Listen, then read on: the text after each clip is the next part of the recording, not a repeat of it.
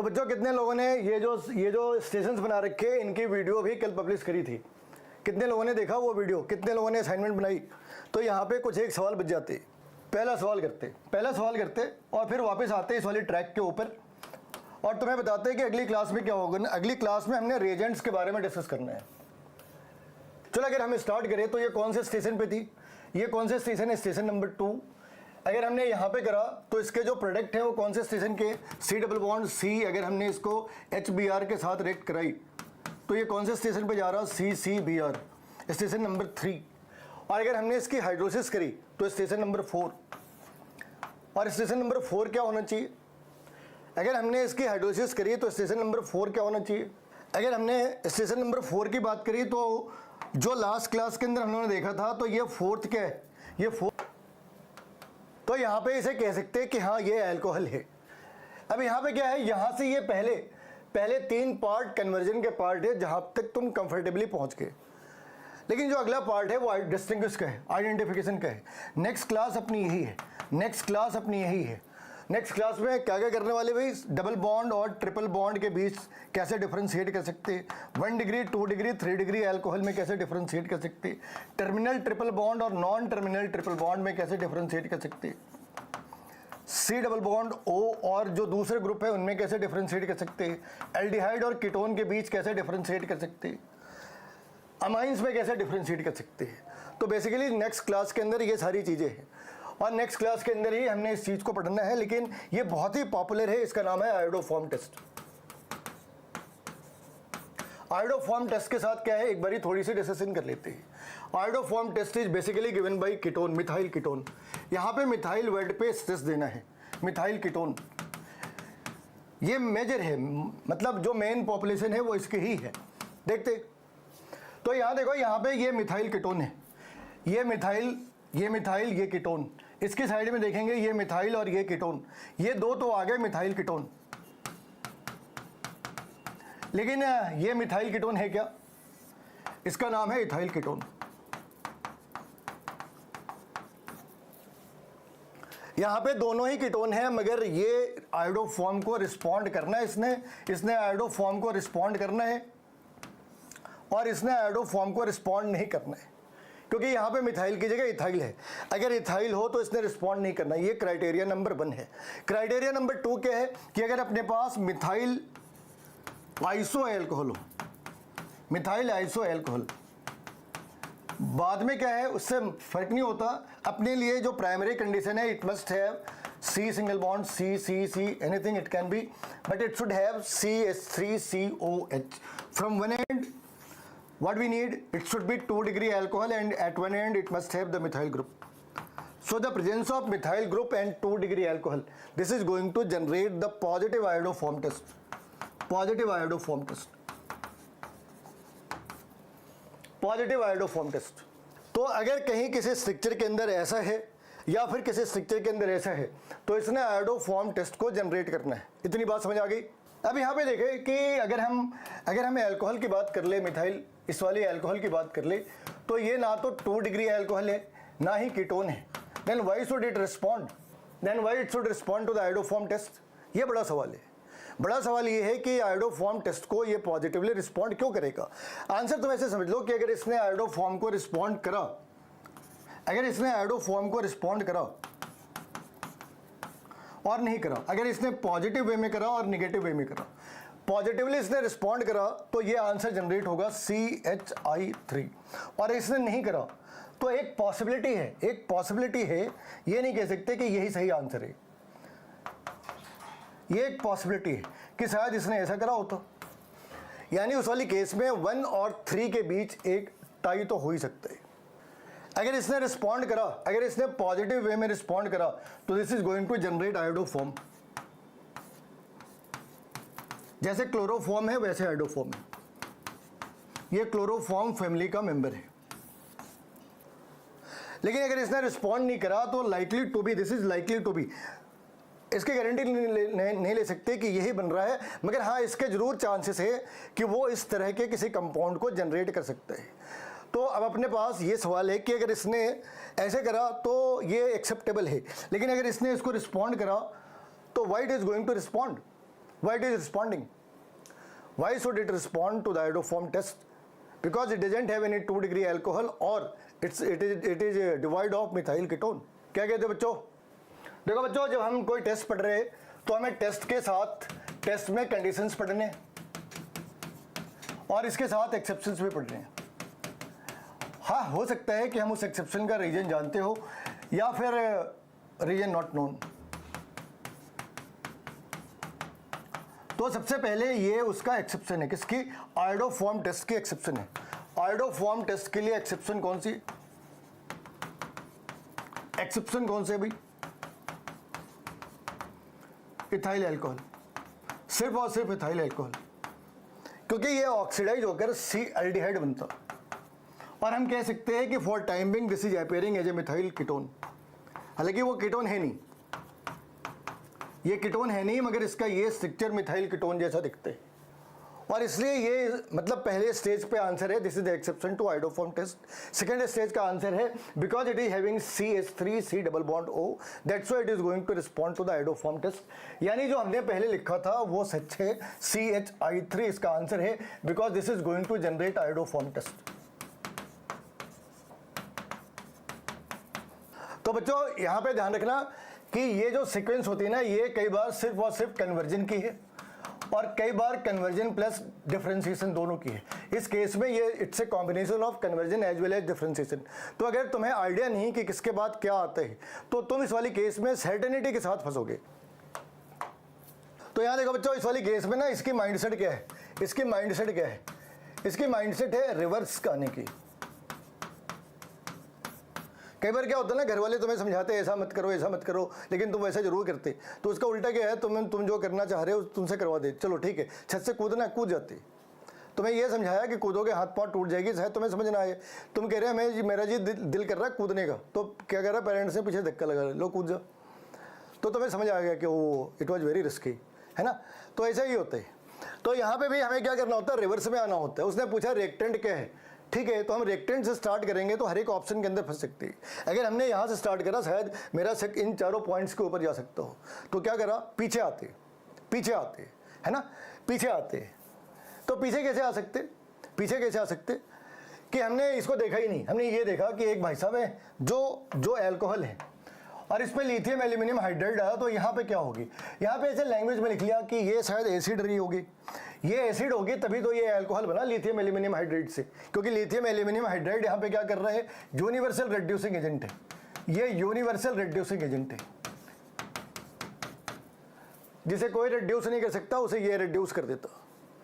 तो अगर ये अल्कोहल है और ये एसिड है तो फिर यहाँ पे क्या रहा होगा, हमने डाइल्यूट KOH से क्या करा, हमने डाइल्यूट KOH से ऑक्सीडाइज करा, हाइड्रोलाइज करा। तो किसे हाइड्रोलाइज करके एसिड बनाई, तो एल्डिहाइड को करा होगा। अच्छा, और एल्डिहाइड को करा तो फिर यहाँ पे ओजोन है, तो क्या रहा होगा भाई, यहाँ पे डबल बॉन्ड रहे होंगे। कितनी, अभी वो एक बार ही चेक कर रहे थे कितने डबल बॉन्ड हो सकते हैं। इस वाली साइड पे कोई मिथाइल है क्या, नहीं है। इस वाली साइड पे कोई मिथाइल है नहीं। तो अगर मान लो हमने 1 मिनट को इसको ऐसे करा, इसको यहाँ से ब्रेक कर दी, तो क्या ये एसिड बनेगा। अगर हमने इसको यहाँ पे कर दिया तो ये क्या बना, ये बना, ये इस तरीके से कंपाउंड बन जाना है, डबल बॉन्ड यहाँ पे और डबल बॉन्ड इस वाली साइड पे, ठीक है। अब अगर तुमने इसको KOH के साथ रिएक्ट करा तो ये क्या है, ये बन जाने हैं, ये बन जाना है एल्डिहाइड के फॉर्म में। ये एल्डिहाइड है जो किसके अंदर कन्वर्ट हो जाना है, एसिड के अंदर में। लेकिन यहाँ पे दोनों ही एसिड में कन्वर्ट हो जाने हैं, यहाँ पे दोनों ही एसिड में कन्वर्ट हो जाने हैं। तो अब क्या करें, इस वाली केस में लिथियम एल्यूमिनियम हाइड्राइड ने ये जरूर बताया कि यहाँ पे जो चीज़ें रही होगी वो रिड्यूस होगी, यहाँ पे जो चीज़ें थी वो रिड्यूस होगी। ये जो डबल बॉन्ड है ये इस बात से है कि लिथियम एल्यूमिनियम हाइड्राइड ने वहाँ पे जो कुछ भी था उसे उसने रिड्यूस करा। लेकिन था क्या, किसे रिड्यूस करा उसने। तो हमें ये सोचना होगा यहाँ पे इसने किस चीज़ को रिड्यूस करा। क्या कोई Cl जैसा कोई कंपाउंड था, अगर Cl था तो इस वाली जगह में कहीं कोई Cl है क्या। तो एक बार तुम्हें ये माइंडसेट समझ आ गई कि हमें क्या करना है, हमें पीछे से आगे की साइड पर चलना है। तो अब ये बताओ इसमें आंसर क्या हो सकते हैं। और यहाँ पे एक एल्डिहाइड बनना है, कीटोन बनना है, हमें एक बार ये भी डिसाइड करना पड़ेगा। क्योंकि अगर हमने यहाँ पे देखे तो एल्डिहाइड बना रहे, यहाँ पे देखे तो एक कीटोन और एक एल्डिहाइड बन रहा, एक कीटोन और एक एल्डिहाइड बन रहा। और यहाँ पे देखे तो दोनों के दोनों एल्डिहाइड बन रहे, और यहाँ पे दोनों के दोनों कीटोन बन रहे। लेकिन लॉजिक क्या है? लॉजिक ये है कि अगर दोनों ही कीटोन होते तो डबल बॉन्ड नहीं आती, अगर दोनों ही कीटोन होते तो डबल बॉन्ड नहीं आ सकती। वहाँ से बेसिकली क्या हुआ है कि कोई लिथियम एल्यूमिनियम हाइड्राइड ने किसी OH और H को बाहर निकाल दिया। तो यहाँ देखो बच्चों, इस वाली केस में हो क्या रहा है, इस वाली केस में हो क्या रहा, हमें एक एल्डिहाइड और एक कीटोन चाहिए, एक एल्डिहाइड और एक कीटोन चाहिए। ये जनरेट नहीं कर सकता, ये भी जनरेट नहीं कर सकता, ये भी जनरेट नहीं कर सकता। एक एल्डिहाइड और एक कीटोन सिर्फ और सिर्फ ऑप्शन नंबर 2 जनरेट कर सकते हैं। एक एल्डिहाइड और एक कीटोन सिर्फ ऑप्शन नंबर 2 जनरेट कर सकता है। ये है अपना, ये मतलब अगर हमने इसको ब्रेक करा तो ये कुछ इस तरीके से डिवाइड हो रहा, इस वाली पार्ट पे ऑक्सीजन, इस वाली पार्ट पे ऑक्सीजन, ये पार्ट कीटोन का काम कर रहा और ये पार्ट अपना एल्डिहाइड का काम कर रहा।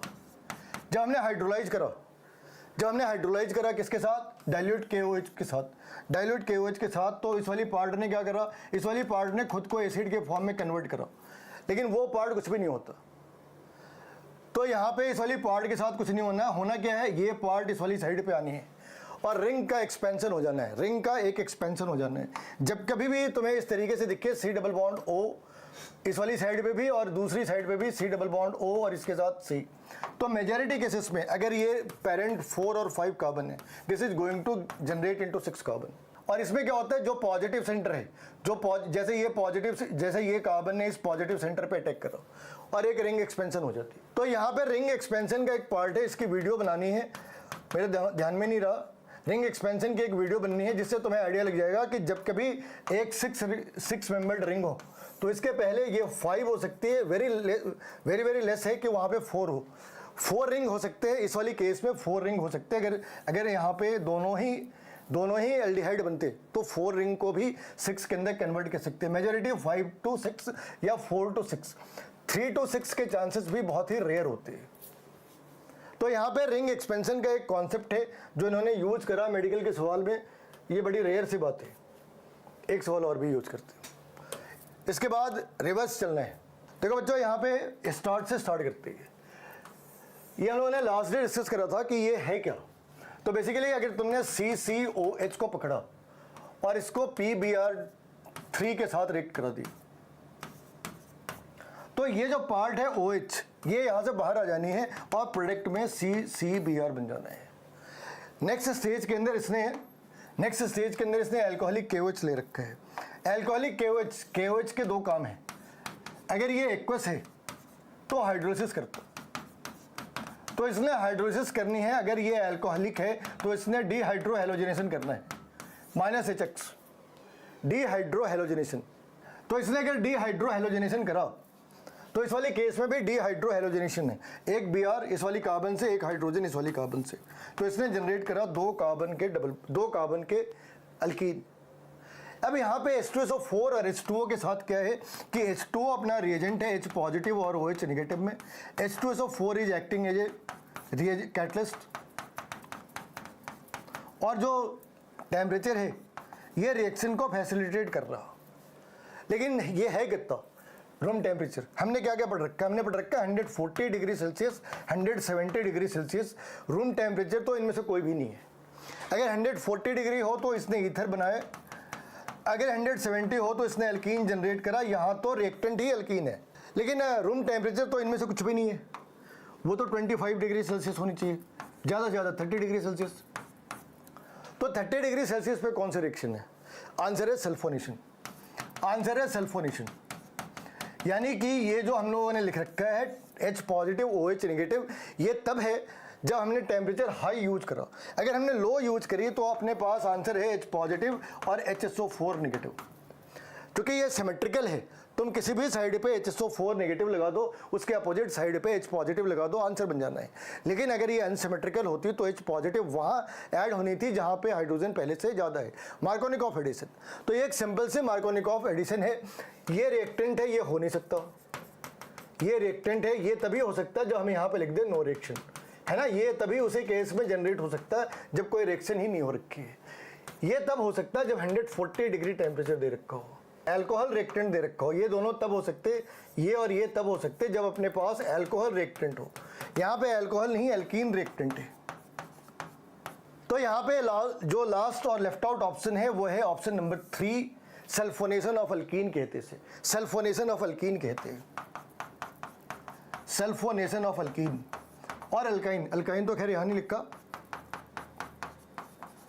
सल्फोनेशन ऑफ अल्कीन कहते हैं इसको। ये है सल्फोनेशन ऑफ अल्कीन। और इसमें तुम्हें हमेशा ध्यान रखना है कि ये HSO4 जब हमने सल्फोनेशन करी तो HSO4 नेगेटिव और H पॉजिटिव होगी। यहाँ पे एक सवाल आते हैं कि हम जब सल्फोनेशन करते तो सल्फोनेशन में सिर्फ और सिर्फ H2SO4 लेते, लेकिन जब नाइट्रेशन करते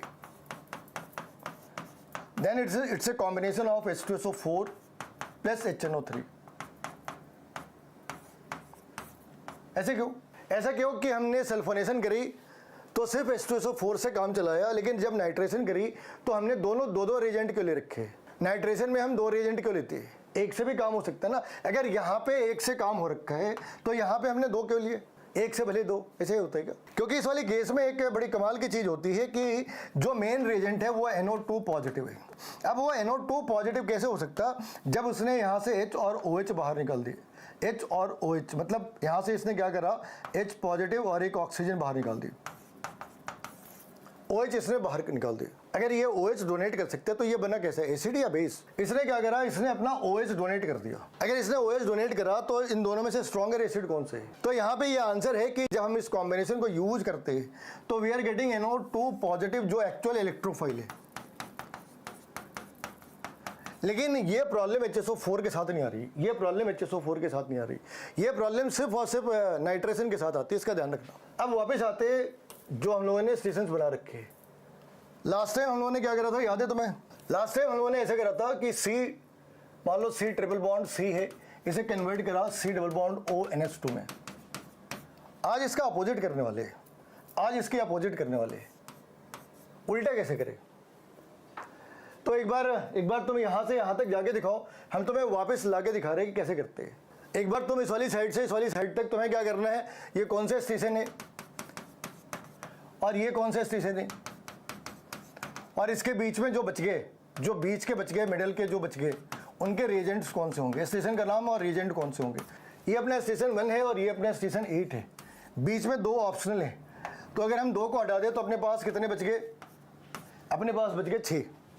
यहाँ के बाद CCCl, यहाँ के बाद CCOH, यहाँ के बाद CC डबल बॉन्ड OOH और यहाँ के बाद ये। अब रिएजेंट कौन से होंगे इस वाली साइड पे? Hydrogen in presence of PT। इस वाली साइड पे क्या है? Cl2 in presence of HNO। इस वाली साइड पे क्या है? इस वाली साइड पे है एक एक्वस KOH और इस वाली साइड पे क्या है? KMnO4 इन H पॉजिटिव। और इस वाली साइड पे क्या है? हम कोई अमोनियम सॉल्ट ले सकते हैं या अमोनिया ले सकते हैं, या तो अमोनियम सॉल्ट लिया या अमाइन ली या अमोनिया लिया। अब वापस आते, अगर हमें यहाँ पे इधर से इस वाली साइड पे आना है तो लास्ट टाइम हमने क्या करा था, यहाँ से पानी बाहर निकाली थी। अब इसका उल्टा कर रहे हैं, यहाँ पे हमने वाटर ऐड कर दी। वाटर ऐड कर दी तो ऐसे डेरिवेटिव, सपोज अगर ये अपने पास है तो ये ब्रेक हो जाना है। कैसे? इसके ऊपर नेगेटिव चार्ज, इसके ऊपर पॉजिटिव, इसके ऊपर नेगेटिव, तो यहाँ पे आ गई OH नेगेटिव और यहाँ पे आ गई OH नेगेटिव और इस वाली साइड पे आ गई H पॉजिटिव। तो इसने क्या जनरेट करा? इसने जनरेट करा NH3 और इस वाली पार्ट ने जनरेट करा CC डबल बॉन्ड OOH। अगर हमने कार्बोक्सिलिक एसिड को लिथियम एल्यूमिनियम हाइड्राइड के साथ रिएक्ट कराई, इसने अल्कोहल बना दिया। लेकिन अगर हमें कंट्रोल्ड ऑक्सीडेशन करनी है तो हमने क्या करा, इसे कन्वर्ट कर दिया एल्डिहाइड और कीटोन में। कंट्रोल्ड कैसे कर सकते हैं? वैसे ही H2 in presence of PD in BaSO4। ये पढ़ा था फॉरवर्ड में भी, याद है तुम्हें? फॉरवर्ड के अंदर ये स्टेप है, स्टेप नंबर 2, जहाँ पे हमें कंट्रोल्ड हाइड्रोलाइजेशन करनी है। जहाँ पे हम अल्काइन से अल्कीन के ऊपर आ रहे हैं वहाँ पे ही हमने ये करना था। अब अगर अल्कोहल है तो अल्कोहल से अपने पास 3 चीज़ें हैं बड़ी कमाल की। अगर हमने अल्कोहल को पकड़ा, ध्यान रखना अल्कोहल में एक चीज़ और भी है, RCOH। यहाँ से तुम बना सकते RCNH2। तो अगर तुम्हें यहाँ से इधर आना है तो क्या रास्ते हैं, और यहाँ से उधर जाना है तो क्या रास्ते हैं। अगर तुम उधर से इधर आना चाहते तो बहुत ही आसान है, NH3 के साथ रिएक्ट कर दो। और अगर तुम इस वाली साइड से उधर जाना चाहते तब आसान है, HONO के साथ रिएक्ट कर दो। तो ये अल्कोहल के साथ की चीज़ है, इसे लिख लो, 2 बार ही लिख लो। यहाँ पे अल्कोहल से अमाइन आने का बहुत सिंपल सा तरीका है कि हमने क्या करा RCOH प्लस HNH2, यहाँ से पानी बाहर निकाल दी। और अगर हमें वापस आना हो तो इसने क्या जनरेट करा, RCHCNH2। अगर हमें वापस आना हो तो हम क्या करते, HONO के साथ रिएक्ट कर देते, और बनता क्या है, एक नाइट्रोजन बन गए, H2O बना, और क्या बचा भाई अपने पास, RCOH। इसे ऐसे लिख लो ताकि तुम्हें आइडिया रहे कि काम कहाँ से हो रहा है। ये नाइट्रोजन बाहर, ये हाइड्रोजन, ये ऑक्सीजन बाहर, बचा क्या, OH, जो नाइट्रोजन के साथ अटैच, जो R के साथ अटैच हो जाना है। अब अल्कोहल के साथ क्या है अपने पास कि अगर हमने RCOH यूज करा तो इसमें एक तो हम यहाँ पे SOCl2, PCl3, PCl5, ये सारी चीज़ें डाल के RH क्रिएट कर सकते हैं, या RCl। दूसरी क्या है, अगर हमने यहाँ पे कॉन्सेंट्रेटेड H2SO4 यूज करी, कितने पे, 140 डिग्री सेल्सियस पे, तो ROR जनरेट कर सकते हैं। और अगर हमने यहाँ पे कॉन्सेंट्रेटेड H2SO4 यूज करी, कितने पे, 140 डिग्री सेल्सियस पे, तो C double bond C use कर सकते हैं। भाई अमाइड वाले में क्या है, एसिड को लिया और अमोनिया के सॉल्ट के साथ, अमाइन के साथ, या डायरेक्ट अमोनिया के साथ रिएक्ट कर दिया। तो यहाँ पे ऐसे रिएक्शंस को लिख रखे हैं। अगर हमने ये सारी चीज़ें करी तो अल्काइल हैलाइड जनरेट हो गई, लो टेम्परेचर लिया तो ईथर जनरेट हो गई, हायर टेम्परेचर ली तो अल्कीन जनरेट हो गई। अल्कीन से वापस अल्केन बनाना हो वही हाइड्रोजनेशन का पुराना तरीका है। लेकिन अगर हम अल्काइल डाइहैलाइड बनाना चाहते हैं, C डबल बॉन्ड C को कन्वर्ट करना है CCBr, लेट इट बी। अगर हम उसे डाइहैलाइड में कन्वर्ट करना चाहते हैं तो हमने यहाँ पे फ्री रेडिकल को प्रमोट करा।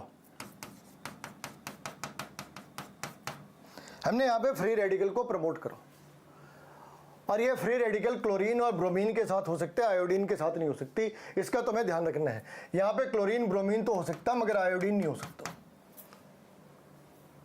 और इस अल्काइल हैलाइड को अगर हमने डिहाइड्रो हैलोजनेशन करी तो अल्काइल हैलाइड की अगर मान लो इस वाली कंपाउंड की CCBr और Br, इसके साथ और भी कौन सी चीज़ें हो सकती, इस वाली साइड पे हाइड्रोजन, यहाँ भी हाइड्रोजन, अगर हमने यहाँ पे अल्कोहलिक केओस डाली तो इसमें क्या हो जाना, इस वाली केस में ये Br और ये H बाहर आ गए, ये Br और ये H बाहर आ गए, 2 सेट्स ऑफ मॉलिक्यूल बाहर आ गए, तो ट्रिपल बॉन्ड बन गई। यहाँ पे कई बार इस चीज़ को लेकर डिबेट होता कि अगर हमने NaNH2 डाल दी तब क्या होगा। तो अभी जो रिएक्शन 2 स्टेप है, ये इस वाली केस में 1 स्टेप रिएक्शन हो जाती है, मतलब थोड़ी फास्ट रिएक्शन है। तो हम ऐसे कह सकते हैं कि this one is stronger reagent in comparison to this one, लेकिन काम दोनों ही एक जैसा करते हैं, डिहाइड्रो हैलोजनेशन। तो तुम्हें क्या करना है, वीडियो को रोक के ये जो पार्ट है, इस वाली पार्ट की तुम्हें स्क्रीनशॉट लेनी है, और एनसीईआरटी के अंदर जितने भी कन्वर्जन दे रखे हैं, उन कन्वर्जन को एनालाइज करना है। इसके बाद जो बच गए वो नेम रिएक्शन है, जो हम लोगों ने डिस्कस नहीं करा है। इसके बाद जो है वो नेम रिएक्शन है। प्रॉब्लम क्या होती है कि तुम ऑर्गेनिक को रट्टा मारना चाहते हो। जब तक तुम ऑर्गेनिक को रट्टा मारना चाहोगे, जब तक तुम उसे समझ ही नहीं सकते। कोई भी सब्जेक्ट रट्टा मार के कोई समझ ही नहीं सकता, ऑर्गेनिक तो बिल्कुल भी नहीं है। तो तुम्हें सब्जेक्ट को समझना है। जब तुम फंस जाओ तो तुम्हारे डाउट्स के लिए या यहाँ पे हम तुम्हारी हेल्प के लिए हैं, लेकिन तुमने पढ़ाई नहीं करी, तुम्हें कोई डाउट्स ही नहीं आया, तो उसमें कोई कुछ नहीं कर सकता।